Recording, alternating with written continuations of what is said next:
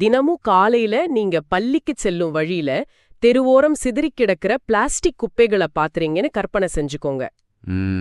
ஆமா. இல்லனா உங்க வகுப்புல இருக்கிற ஒரு நண்பர் எந்த காரணமும் இல்லாம மன அழுத்தத்தால தனிமையில தவிப்பத கவனிக்கிறீங்க. கண்டிப்பா. இதெல்லாம் நம்ம அன்றாடம் பாக்குற விஷயங்கள் தான். இந்த மாதிரி சூழ்நிலைகள்ல இந்த ஊரே இப்படித்தான் அப்படின்னு மற்றவங்க கிட்ட குறை சொல்றத விட்டுட்டு நீங்களே நேரடியாக களத்தில் இறங்கி அந்த பிரச்சனைய சரி செய்ய முடிஞ்சா எப்படி இருக்கும்? அது ஒரு அற்புதமான உணர்வா இருக்கும். நிகழ்ச்சியை கேட்டுக்கிட்டு இருக்கிற 6 முதல் 12ஆம் வகுப்பு வரை படிக்கும் மாணவர்கள், ஆசிரியர்கள் மற்றும் வழிகாட்டிகள் அனைவருக்கும் ஒரு உற்சாகமான வரவேற்பு. இன்று நாம் ஒரு மிக முக்கியமான ஆழமான உரையாடலுக்குள் நுழைய போறோம். நம் மனசுல தோன்றும் ஒரு சின்னஞ்சிறிய யோசனைய நிஜ உலகுல ஒரு பெரிய தாக்கத்தை உருவாக்குற ஒரு மாற்றத்திற்கான திட்டமாக, அதாவது ஒரு சேஞ்ச் மேக்கிங் ப்ராஜெக்டாக எப்படி மாற்றுவது என்பதைத்தான் இன்னைக்கு நாம விரிவாக அலசப் போறோம். சரியா சொன்னீங்க. இது நம்ம நிகழ்ச்சியோட எபிசோட் 3. இன்னைக்கு நாம விவாதிக்க போற இந்த முழுமையான வழிகாட்டுதல்களை தொகுத்து வழங்கியவர் ஷ்லோக் ஷவுகான். ஆமா, ஷ்லோக் ஷவுகான் அவரோட குறிப்புகளை கொண்டுதான் இந்த ஆழமான உரையாடலை நாம முன்னெடுக்க போறோம். சரி, இப்போ விஷயத்துக்கு வருவோம். ஒரு திட்டத்தை தொடங்குவதற்கு முன்னாடி நாம தீர்க்க நினைக்கும் பிரச்சனை சரியான பிரச்சனை தானா அப்படிங்கறத எப்படி முடிவெடுக்கிறது? ஷ்லோக் ஷவுகான் இதுக்கான அடித்தளத்தை மிக எளிமையாக அமைக்கிறார். முதல்ல உங்களை சுற்றி பாருங்கள் அப்படின்னு சொல்றாரு. ஓஹோ, நம்ம சுற்றத்துல இருந்தே தொடங்கணும்னு சொல்றீங்களா? ஆமா, உங்க பணியிலே, உங்க தெரு அல்லது உங்க சமூகம் என்ன எங்க வேணாலும் அது இருக்கலாம். உங்களை அல்லது பலரையும் பாதிக்கும் ஒரு பிரச்சனையை நீங்க கண்டறியணும். அது பிளாஸ்டிக் கழிவுகளாக இருக்கலாம், அல்லது மாணவர்கள் மத்தியில் இருக்கிற மனநல பிரச்சனைகளா கூட இருக்கலாம். இது கேக்குறதுக்கு பள்ளி அறிவியல் கண்காட்சிக்கு ஒரு ப்ராஜெக்ட் தேர்ந்தெடுக்கிறது போல கொஞ்சம் கடினமா தோணுதே. அது ஏன் அப்படி தோணுது? ஏன்னா நமக்கு ஒரு விஷயத்துல அதீத ஆர்வம் இருக்கணும், அதே சமயம் அதை செய்து முடிப்பதற்கான கருவிகளும் நம்மிடம் இருக்கணும். இங்க எனக்கு ஒரு சந்தேகம் வருது. சொல்லுங்க, என்ன சந்தேகம்? ஒரு திட்டத்தை தொடங்கும்போது அந்த பிரச்சனையின் மீதான நமது தீராத ஆர்வம் அதிக முக்கியமா, அல்லது அது நடைமுறைக்கு சாத்தியமா அப்படிங்கிறது முக்கியமா? இது ஒரு நல்ல கேள்வி. ரெண்டுமே தேவைதான், ஆனா ஒரு சமநிலையுடன் இருக்கணும். உங்களுக்கு ரொம்ப விருப்பமான, நீங்க ஆழமாக அக்கறை கொள்ளும் ஒரு விஷயத்த, உதாரணமாக விலங்குகள் பாதுகாப்ப நீங்க தேர்ந்தெடுக்கும்போது எந்த தடைகள் வந்தாலும் உங்க ஊக்கம் குறையாம இருக்கும். ஆமா, ஆர்வம் இருந்த சலிப்பு வராது. கரெக்ட். ஆனா அதே சமயம் உங்களிடம் இருக்கிற நேரம், உங்க பாக்கெட் மணி மாதிரியான சிறு வளங்கள் மற்றும் மாணவர்களாகிய உங்கள் திறமைகளை கொண்டு அதை செய்ய முடியுமா அப்படின்னு நடைமுறை சாத்தியங்களையும் நீங்க சிந்திக்கணும். அதாவது வானத்திலிருந்து நட்சத்திரத்தை பறித்து வரேன்னு சொல்றதை விட, என் தெருவுல இருக்கிற இருட்ட போக்க ஒரு தெருவிளக்கு அமைக்க போராடுறேன் அப்படின்னு சொல்றது அதிக சாத்தியமானது. மிகச் சரியான உதாரணம். அதோடு நாம செய்யற திட்டத்துல ஒரு சிறிய புதுமையை புகுத்தணும் அப்படிங்கறதையும் நாம கவனத்துல கொள்ளணும். புதுமைனா இப்போ பிளாஸ்டிக் கழிவுகளை குறைப்பதுதான் நோக்கம்னா வெறும் குப்பைகளை அள்ளுவதோடு நின்னுவிடக்கூடாது, சரியா? ஆமா, மீண்டும் பயன்படுத்தக்கூடிய துணிப்பணிகளை மக்களிடம் எப்படி புழக்கத்திற்கு கொண்டு வருவது அப்படின்னு யோசிக்கிறது தான் அந்த புதுமை. ரொம்ப தெளிவா இருக்கு. இப்போ சரியான பிரச்சனையை தேர்ந்தெடுத்தாச்சு. அடுத்து அந்த பாதையில பயணிக்க நமக்கு ஒரு வழிகாட்டி வரைபடம், அதாவது ஒரு ரோட் மேப் தேவை இல்லையா? கண்டிப்பா. எந்த ஒரு வெற்றிகரமான மாற்றத்தை உருவாக்குபவரும் ஒரு தெளிவான பயண பாதையை பின்பற்றுவாங்க. ஷ்லோக் சவுகான் இத 10 படிகளாக பிரிக்கிறார். 10 படிகளா? ஆமா, இந்த 10 படிகளை நாம ஒரு 3 கட்ட பயணமாக பார்க்கலாம். முதல் கட்டம் கனவு மற்றும் திட்டமிடல், அதாவது பிரச்சனையை தெளிவாக அடையாளம் காண்பது மற்றும் அதை பற்றி ஆராய்ச்சி செய்வது. ஒரு நிமிஷம், இந்த ஆராய்ச்சி செய்யற படிநிலையில ஒரு நிழலான பக்கம் இருக்கிற மாதிரி எனக்கு தோணுது. நிழலான பக்கமா? அது என்ன? அதாவது மற்றவங்க ஏற்கனவே என்ன செஞ்சிருக்காங்க அப்படிங்கறத ஆராய்ச்சி செய்யணும்னு சொல்லப்படுது. இப்போ ஒரு 9ஆம் வகுப்பு மாணவன் தன் பகுதியில ஒரு தூய்மை பணியை செய்ய நினைக்கிறான். ஆனா ஏற்கனவே ஒரு பெரிய தொண்டு நிறுவனம் அதை செஞ்சு பெரிய அளவுல வெற்றி பெறவில்லை அப்படின்னு அவனுக்கு தெரிய வருது. சரி. இது அந்த மாணவனுக்கு சோர்வை ஏற்படுத்தாதா? இதை ஏற்கனவே யாரோ செஞ்சு தோத்துட்டாங்க, நாம செஞ்சு என்ன ஆக போகுது அப்படின்னு அவன் பின்வாங்க மாட்டானா? வெளிப்பார்வைக்கு அது ஒரு பின்னடைவு போல தோன்றலாம்.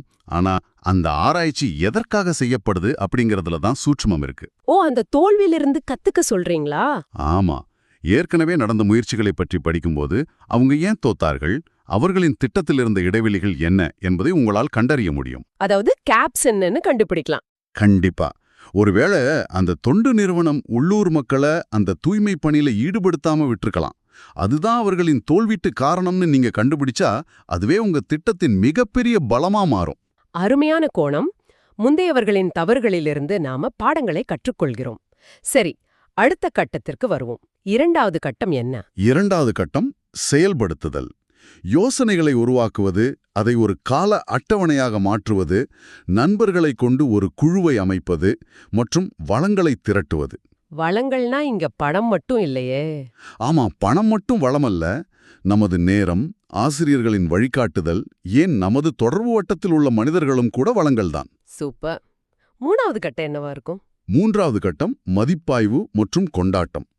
திட்டத்தை செயல்படுத்துவது, அது சரியாக செல்கிறதா என கண்காணிப்பது, நாம் உருவாக்கிய தாக்கத்தை அளவிடுவது மற்றும் மிக முக்கியமாக சிறிய வெற்றிகளை குழுவாக கொண்டாடுவது. இந்த வழிகாட்டி வழிபடம் மிக தெளிவா இருக்கு. ஆனா வெறும் வரைபடத்தை வச்சுக்கிட்டு மலையேற முடியாது. நம்ம பயணப்பையில சில முக்கியமான கருவிகள் இருக்கணும் இல்லையா? உண்மைதான். மாணவர்களின் மாற்றத்திற்கான திட்டத்திற்கு சில கருவிகள் தேவை என ஷ்லோக் சௌகான் பரிந்துரைக்கிறார். உதாரணமாக ப்ராப்ளம் ட்ரீ, அதாவது ப்ராப்ளம் ட்ரீ அனாலிசிஸ். இத ஒரு நிஜ உதாரணத்தோட பொருத்தி பார்ப்போமா? பள்ளிக்கு வெளியே சிதறி கிடக்கும் பிளாஸ்டிக் குப்பைகள் நாம எடுத்துக்கிட்ட பிரச்சனை அப்படின்னு வச்சுப்போம். இதுதான் மரத்தின் தண்டு. அப்படியானால் அதற்கான வேர்கள் என்ன? மக்கள் பொறுப்பற்றவர்கள் அப்படின்னு ஒற்றை வரியில் முடிச்சிடக்கூடாது. ஆமா, அது ரொம்ப மேலோட்டமான பதில். அந்த பகுதியில போதுமான குப்பை தொட்டிகள் இல்லாதது ஒரு வேறாக இருக்கலாம். அல்லது பள்ளியின் அருகே உள்ள கடைகளில் பிளாஸ்டிக் உரைகளில் அடைக்கப்பட்ட தின்பண்டங்கள் மட்டுமே விற்கப்படுவது மற்றொரு ஆணிவேராக இருக்கலாம். அப்போ மரத்தின் கிளைகள் என்பது அந்த பிரச்சனையால் ஏற்படும் விளைவுகள். குப்பைகளால் மழைநீர் வடிகால் அடைபவது, தெருநாய்கள் அங்கு அதிகம் சேர்வது போன்றவை அதன் கிளைகள். சரியா சொன்னீங்க. இத படமாக வரையும்போது மேலோட்டமான விளைவுகளை தாண்டி நாம் எந்த ஆணிவேரை வெட்ட வேண்டும் என்ற தெளிவு பிறக்கிறது. இது மிகச் சிறந்த ஒரு கருவி. ஆனா ஷ்லோக் சௌஹான் குறிப்பிடும் இன்னொரு கருவி ஸ்வாட் பகுப்பாய்வு. இத பத்தி எனக்கு ஒரு தயக்கம் இருக்கு. என்ன தயக்கம்? 6 முதல் 12ஆம் வகுப்பு படிக்கும் பள்ளி மாணவர்களுக்கு இந்த ஸ்வாட் மாதிரியான கார்ப்பரேட் கருவிகள் நிஜமாகவே தேவையா? இது விஷயங்களை ரொம்ப சிக்கலாக்காதா? இது பெரிய தொழில்முறை வார்த்தைகள் போல தோன்றலாம். ஆனா அடிப்படையில் இது மிகவும் சாதாரணமான ஒரு தற்காப்புத்தி தான். ஒரு மாணவனின் திட்டத்திற்கு எப்படி இந்த ஸ்வாட் வேலை செய்யும்னு பார்ப்போம். சொல்லுங்க, கேப்போம். ஒரு மாணவன் நன்றாக பேசுவான், பலரையும் ஒருங்கிணைப்பான் என்பது அவனது பலம். இதுதான் ஸ்ட்ரெங்த்ஸ். அவனிடம் இந்த திட்டத்தை செய்ய பணம் இல்லை என்பது பலவீனம். இது வீக்னஸஸ். ஓஹோ, அப்படி பிரிக்கணுமா? ஆமா, பள்ளியின் தலைமை ஆசிரியர் இதுபோன்ற சமூக பணிகளை ஊக்குவிப்பவர் என்பது அவனுக்கான வாய்ப்பு. இது ஆப்பர்ச்சுனிட்டிஸ். அடுத்த மாதம் அவனுக்கு அரையாண்டு தேர்வு வருகிறது என்பது ஒரு அச்சுறுத்தல். இது த்ரெட்ஸ். வாவ், இப்போ புரியுது. இத முன்கூட்டியே ஒரு காகிதத்துல எழுதி பாக்காட்டி தேர்வு நேரத்துல அந்த திட்டம் பாதியில நின்று போக வாய்ப்பிருக்கு. அல்லது பணம் தேவைப்படும் ஒரு கட்டத்தில் திட்டம் உடங்கி போகலாம். ஆமா, இந்த கருவிகள் திட்டத்தை சிக்கலாக்கவில்லை, மாறாக குழப்பத்தை தவிர்த்து திட்டத்தை காப்பாற்றுகின்றன. இதை நான் முழுமையா ஏத்துக்கிறேன். துல்லியமாக புரிந்துகிட்டீங்க. பெரிய கட்டடங்களுக்கு எப்படி ப்ளூ பிரிண்ட் தேவையோ அதுபோல மாணவர்களின் சிறிய திட்டங்களுக்கும் ஒரு கட்டமைப்பு தேவை. சரி, ஆனா இந்த கருவிகளை பயன்படுத்துவதன் இறுதி நோக்கம் களத்தில் உண்மையான தாக்கத்தை உருவாக்குவதுதான். நம்முடைய திட்டம் நிஜமாகவே வேலை செய்கிறதா அப்படிங்கறத எப்படி அளவிடுவது? இங்கேதான் ஷ்லோக் சௌகானின் மிக முக்கியமான ஒரு விதி வருது. சிறிய அளவில் தொடங்குங்கள், ஆனால் பெரிய அளவில் சிந்தியுங்கள் அப்படின்னு சொல்றாரு. Start small, think big. அதாவது, நான் 2000 பேருக்கு உதவுவேன் அப்படின்னு சமூக வலைத்தளங்கள்ல பெரிய வாக்குறுதி அளித்துவிட்டு அதில் தோற்பதை விட வெறும் 20 பேருக்கு உண்மையாக ஆழமாக உதவுவது பல மடங்கு சிறந்தது. உண்மைதான். இது ஒரு செடியை நடுவது போல. செடியை நட்டுவிட்டு ஒரு புகைப்படம் எடுத்துவிட்டு சென்றுவிடக்கூடாது. அது வளரும்போது அதற்கு தொடர்ந்து தண்ணீர் ஊற்றணும். ஒரே ஒரு நாள் நடக்கும் தூய்மை பணி ஒருபோதும் நிரந்தர மாற்றத்தை தராது. அந்த மாற்றத்தை அளவிடுவதற்கு 2 வகையான தரவுகள் தேவை என ஷ்லோக் சௌகான் கூறுகிறார். ஒன்று அளவீட்டு தரவுகள், அதாவது குவான்டிடேட்டிவ் டேட்டா. மற்றொன்று பண்புசார் தரவுகள், அதாவது குவாலிட்டேட்டிவ் டேட்டா. நிறைய நேரங்கள்ல மாணவர்கள் எண்கள்ல மட்டுமே கவனம் செலுத்துறாங்க இல்லையா? ஆமா, ஆனா உண்மையான மாற்றம் எண்கள்ல மட்டும் இல்ல. இத நாம கொஞ்சம் ஆழமா விளக்கலாம்னு நினைக்கிறேன். ஏன் இந்த ரெண்டுமே தேவை?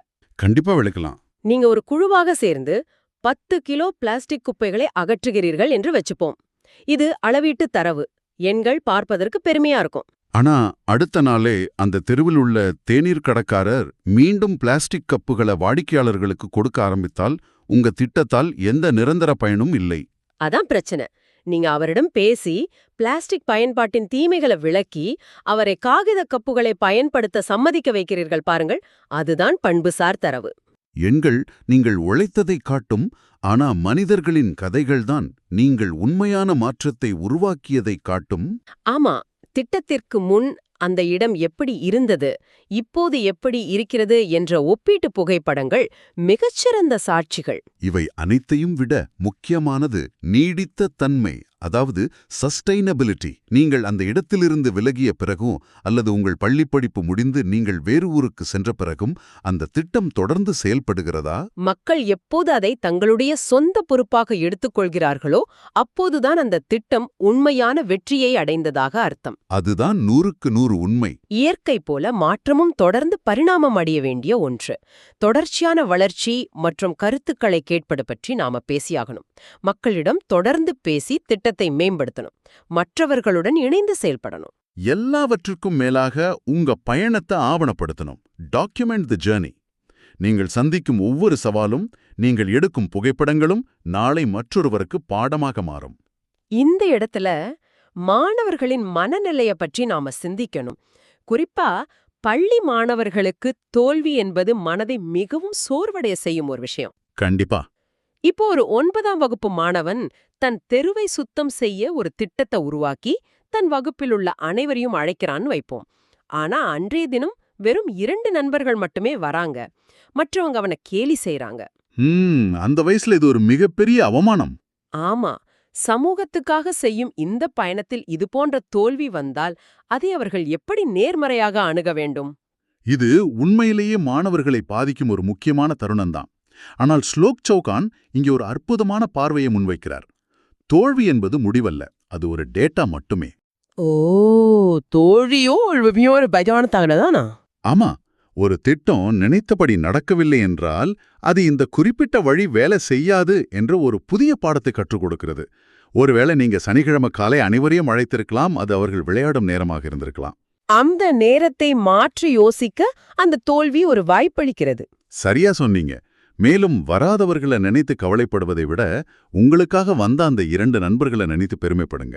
அந்த சிறிய வெற்றிகளை குழுவாக கொண்டாடுங்க.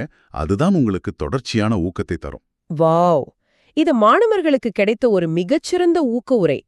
தோல்வி என்பது உங்கள் அடையாளம் அல்ல, அது உங்கள் திட்டத்தை மேம்படுத்துவதற்கான ஒரு கருவி மட்டுமே.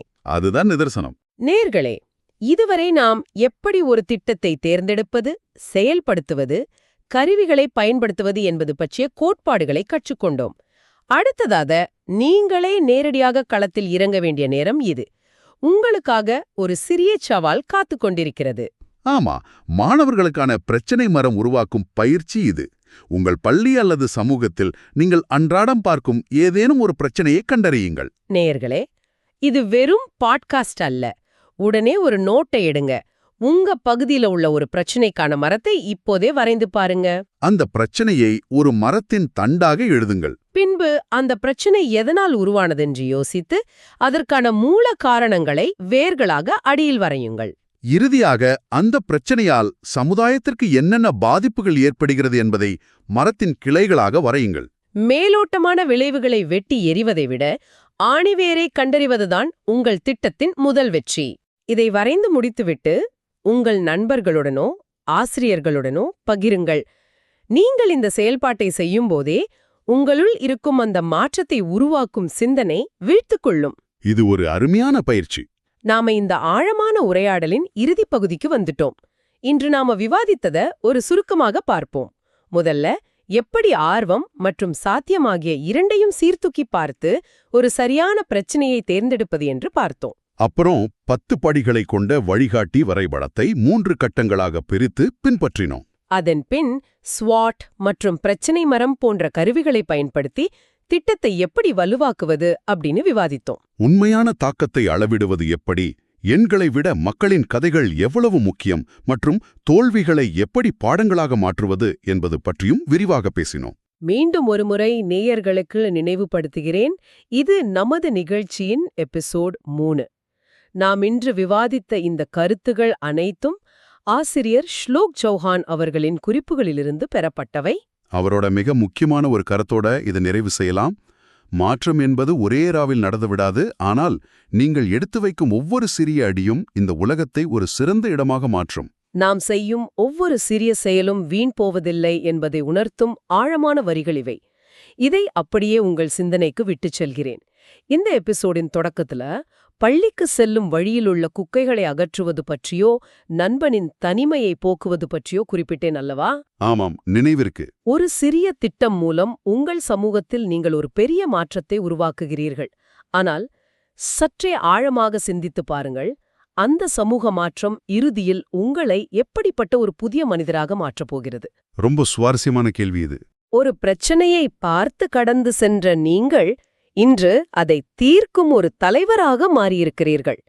சமூகத்தை நீங்கள் மாற்றும் அதே வேளையில் இந்த பயணம் உங்களை உள்ளிருந்து எவ்வளவு வலிமையான, தன்னம்பிக்கை மிக்க மனிதராக செதுக்குகிறது என்பதை நினைத்துப் பாருங்கள். மீண்டும் அடுத்த விரிவான அலசலில் சந்திப்போம்.